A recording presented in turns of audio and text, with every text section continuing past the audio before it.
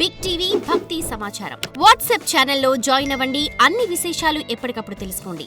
గురుగారు, ఇంట్లో దీపారాధన ఇంటి యజమాని భర్త చేయాలి అంటూ ఉంటారు. కానీ భర్త ఒకవేళ పొద్దున్నే ఆఫీస్కి వెళ్ళిపోయినా మరి భార్య చేస్తే సరిపోతుందంటారా? ఫలితం ఇద్దరికి వస్తుందంటారా భార్య భర్తలకి?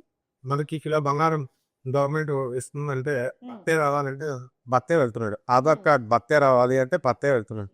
రేషన్ కార్డ్ కావాలి అంటే భర్తే వెళ్తున్నాడు.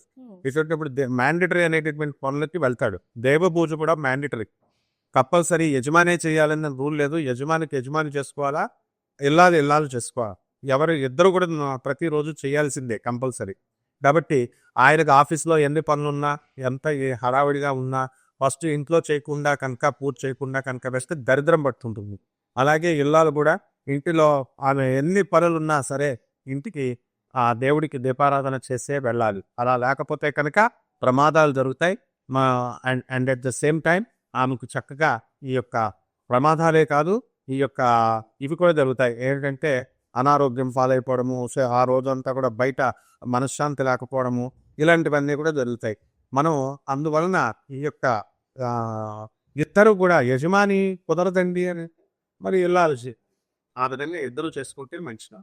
గురుగారు, ఎన్నో విషయాల గురించి మనం మాట్లాడుతున్నాం. ప్రతి ఒక్కరికి కూడా చాలా మందికి ఉన్న ప్రశ్న ఒకటి ఏంటంటే, అమ్మవారికి గుళ్ళ అమ్మవార్లకి చీరలు కడుతూ ఉంటారు. ఇప్పుడు నవరాత్రుల్లో కావచ్చు, లేకపోతే ఏదైనా ప్రత్యేకమైన సందర్భాల్లో ఆ చీరల్ని మళ్ళీ ఇంటికి తెచ్చుకొని ఆడవాళ్ళు కట్టుకోవచ్చా? పెళ్ళైన వాళ్ళు ఏం చెప్తారండి? దేవాలయాల్లో ఉండేది దేవతా విగ్రహం మాత్రమే, అమ్మవారి విగ్రహమే, అమ్మవారి బాబు. పార్వతీదేవి, సాక్షాత్తు పార్వతీదేవి, లక్ష్మీదేవి వైకుంఠం వెళ్ళి రాధమ్మ తల్లి గోలోకం వెళ్ళి రాధమ్మ తల్లి కట్టుకున్న చీరలు మనం కట్టుకోకూడదు. డైరెక్ట్ దేవతలు కట్టుకునే మనం కట్టుకోకూడదు. విగ్రహాలు దేవాలయాల్లో ఉన్నాయి, బ్రహ్మాండంగా కట్టుకోవచ్చు. ఎందుకంటే వాళ్ళకి ఆక్షన్ వేస్తారు, వాళ్ళు డబ్బులు వస్తాయి వాడికి. కాబట్టి వాళ్ళు కట్టుకోకూడదు అని చెప్పినా కూడా ఈ భక్తులు అబ్బా అమ్మవారి చీర కట్టేసుకున్నానండి, నాకు ఇంకా మొత్తం నెగిటివ్ ఎనర్జీ పోతుంది మొత్తం అంటున్నాడు. అందుకే 100 రూపాయల చీరని 1000 రూపాయలు ఎండోమెంట్స్ వాళ్ళు దేవాలయం వాళ్ళు అమ్ముతున్నారు. కాబట్టి ప్రైవేట్ దేవాలయాల్లో ఇది ఇలా ఇచ్చినటువంటి 100 రూపాయలు నువ్వు ఇచ్చినటువంటి శారీ విలువ 100 రూపాయలు అయితే మళ్ళీ అదే 100 రూపాయల చీరను నువ్వు కొనాలంటే 1000 రూపాయలు కట్టాల్సిందే, వాడు 1000 రూపాయలు పెడతాడు రేటు. కాబట్టి ఈ యొక్క దేవాలయాల్లో అమ్మవారి కట్టినటువంటి విగ్రహాలకు కట్టినటువంటి తప్పకుండా మనం ధరించవచ్చు. Original Lakshmidevi, original Parvatidevi, original Saraswatidevi కట్టినటువంటి చీరలు మనకు కట్టకూడదు అనమాట. వాళ్ళు మనకు కనబడరు కదా. కాబట్టి ఎట్టి పరిస్థితుల్లో వాళ్ళ శారీస్ మనకి దొరకవు అమ్మ. ఈ విగ్రహాలు దేవాలయాల విగ్రహాలు పెట్టి కట్టుకోవచ్చు, నో ప్రాబ్లం. గురుగారు, కొంతమంది పెద్దవాళ్ళు చెప్తూ ఉంటారు, ఆడవాళ్ళకి నెలసరి వస్తూ ఉంటుంది, మంచి చెడు ఉంటుంది కాబట్టి ఆడవాళ్ళు కట్టుకోకూడదు, 60 ఏళ్ళు నిండిన వయసు ఉన్న వాళ్ళు కట్టుకోవచ్చు అంటూ ఉంటారు. మరి దానికి సంబంధించి ఏం చెప్తారు?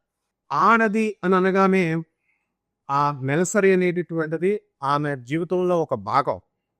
కాబట్టి ఎట్టి పరిస్థితుల్లో నెలసరి అనేటటువంటిది వచ్చినప్పుడు ఆ దేవాలయంలో ఆ విగ్రహానికి కట్టినటువంటి ఆ పూజ చేసి ఇచ్చినటువంటి ఆ యొక్క చీరను కట్టుకోవచ్చు. అప్పుడు మనం తీసేస్తాం, నెలసరి ఆ చీర మీద అయినా కూడా తీసేస్తాం, ఉతికేస్తాం.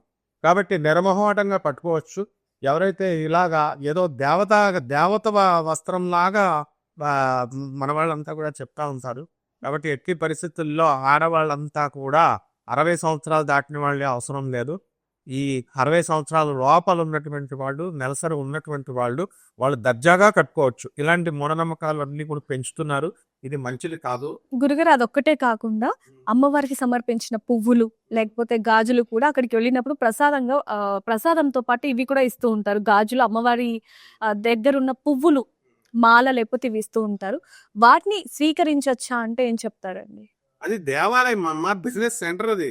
అదేమి ఎడ్యుకేషనల్ ఇన్స్టిట్యూషన్ కాదు, చదువుని ఏర్పాటు. Yes, all the temples of business centers. పంతులు బతకాలి, ఇన్కమ్ జనరేట్ అవ్వాలి.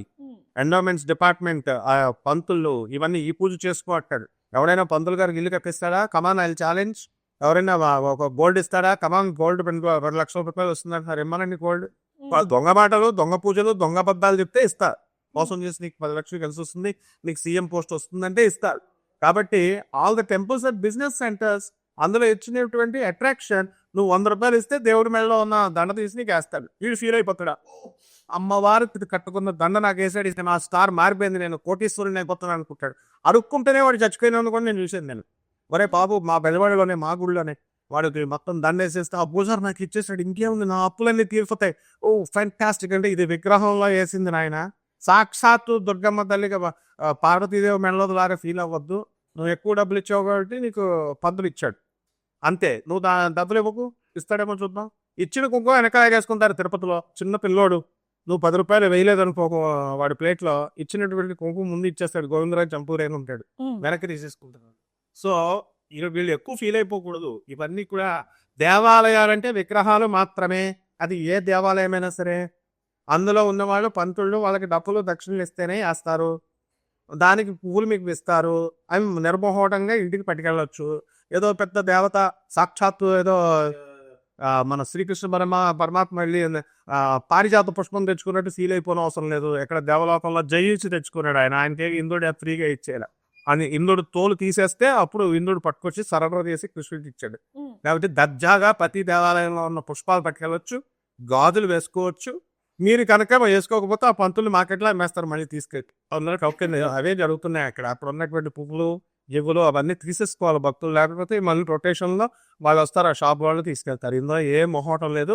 ఎందువల్లంటే నేను క్లియర్ కట్గా ద్వాదశ జ్యోతిర్లింగాలకి ఆస్వాద శక్తి పీఠాలకు వెళ్తాం, అన్నీ చూస్తూ ఉంటాం కాబట్టి అనుభవంతో చూస్తున్నాను. ఈ చిన్న చితక ప్రైవేట్ దేవాలయం అయితే ఫుల్ బిజినెస్ సెంటర్స్ కాబట్టి ఇందులో ఏవి ఇదేదో కైలాసంలో సాక్షాత్ శివపార్వతులు ఆశీనులు అయిపోయినట్టు, వైకుంఠంలో లక్ష్మీనారాయణలు ఆశీనైపోయినట్టు బిల్డప్ ఇవ్వద్దు. ఈ పంతులు కూడా బిల్డప్ తగ్గించాలి, మూఢనమ్మకాలు పెంచకూడదు, భక్తులు కూడా బిల్డప్లు తగ్గించాలి. భక్తులు ఏదో పుష్పం పువ్వు పట్టుకెళ్తే ఏమవుతుంది, పెట్టుకుంటాం. చీర అమ్మవారి విగ్రహం కట్టుకున్న చీర నెలసరి వస్తే ఆడదంటేనే మాతృత్వం. ఆ ఋతుపవనాలలాగా వర్షాలు వస్తాయి, వర్షాలు వస్తున్నట్టే ఆ యొక్క ఋతుపవనం స్త్రీకి అది వస్తుంది కాబట్టి, నెలసరి వస్తుంది కాబట్టి నువ్వు చీర అమ్మవారి విగ్రహం చీర కట్టుకోకూడదని కార్యక్రమాలని అన్ని నేర్పుతూ ఉంటారు. ఇలాంటి చెప్పినటువంటి వాళ్ళు వీళ్ళకి అసలు గురువులు ఉండరు. వీళ్ళు చిన్నప్పుడు పాఠాలు చెప్పిన టీచర్లకి వెళ్ళి మళ్ళీ స్కూల్ వదిలేసిన తర్వాత స్కూల్లో ఒక టీచర్కి వెళ్ళడం, ఆ టీచర్కి జత బట్టలు పెట్టడం, ఒక యాపిల్ పళ్ళు కూడా ఇవ్వరు. వీళ్ళు గురువులు అయిపోతారు అనమాట. గురువులు అయిపోయి నాన్ సెన్స్ అంతా ప్రబోధిస్తారు. The dogma centred philosophy should be suppressed. మూఢనమ్మకాలు ఉన్నటువంటి పక్కి చాలా ప్రమాదకరం సమాజానికి. అందువల్లనే గురుదేవుడైనటువంటి ప్రభాత్ రంజన్ సర్కార్ ఆనందమూర్తి సాక్షాత్తు పరమశివుడే కృష్ణుడిగా వచ్చాడు, కృష్ణుడే ఆనందమూర్తిగా వచ్చాడు. The same person, he has given the same ideology with no deviations. శివుడు ఇచ్చినటువంటిది with no deviations lord Krishna ఇచ్చాడు. లార్డ్ కృష్ణ ఇచ్చినప్పుడు విత్ నో డీవియేషన్స్ మళ్ళీ ఆనందమూర్తి గారే ఇచ్చారు. అంటే సేమ్ పర్సన్ అయితేనే సేమ్ ఇవ్వగలుగుతారు, లేకపోతే మారిపోతాయి అభిప్రాయాలు చెప్పే. అందువలన జగద్గురువుల యొక్క అనుగ్రహము, జగద్గురువులు ఏదైతే చెప్పారో అవి చెప్పాలి. వీళ్ళకి గురువులే లేరు, ఇంకా జగద్గురువులే ఉంటారు, అందుకని ఇష్టం వచ్చినట్టు చెప్తారు. So this is all trash. For more videos like this, subscribe Big TV channel.